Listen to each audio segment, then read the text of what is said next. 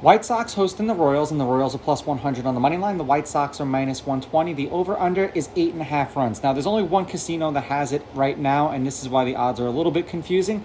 The Royals are laying a run and a half on the run line at getting a 164. Usually when the team is negative money on the money line, they're usually the favorite. So that's why it's a little bit confusing in this one, because the White Sox are actually getting a run and a half on the run line at minus 198. I imagine that the odds makers are probably going to shift this, and then the Royals will be the underdog all the way across the board. So I would hold off and procrastinate on betting in this game. Now, Singer pitched twice against the White Sox this year.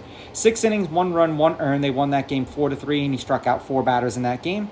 And then 5 innings, 6 runs, 6 earned. They won that game 7-6. He struck out 2 batters in that game.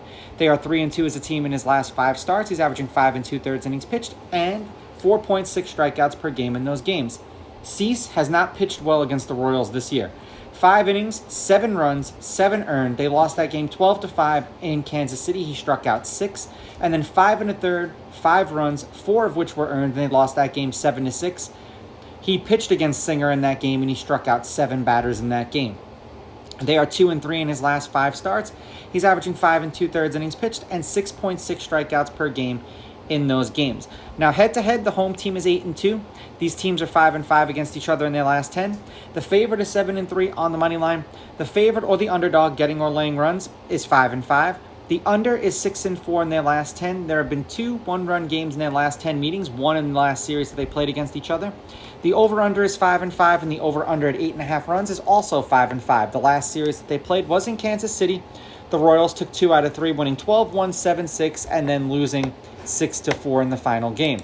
The Royals just got beat up on by the Blue Jays. They are on a 4-game losing streak, losing to the White Sox 6-4, and then getting swept by the Blue Jays in Toronto 5-4, 5-1, and 5-2. The under has hit in 3 out of their last 4 games. The over-under is 4-4-2.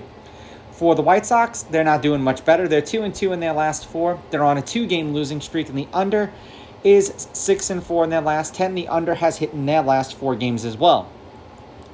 I don't trust Cease this year. Every time I pick with him, he screws me. Every time I pick against him, he screws me. So this is a game that no matter which way I pick it, I would stay away from it if you're betting it. I'm going to take the Royals with the money line.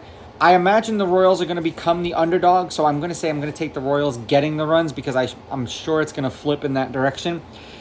The thing that I'm curious about is the over-under, because both of these teams have been trending under, but when these guys pitched last, the game went over. But I'm going to go under because of how these teams have been playing lately. These are just my picks. If you disagree, please go with your gut, and please bet responsibly.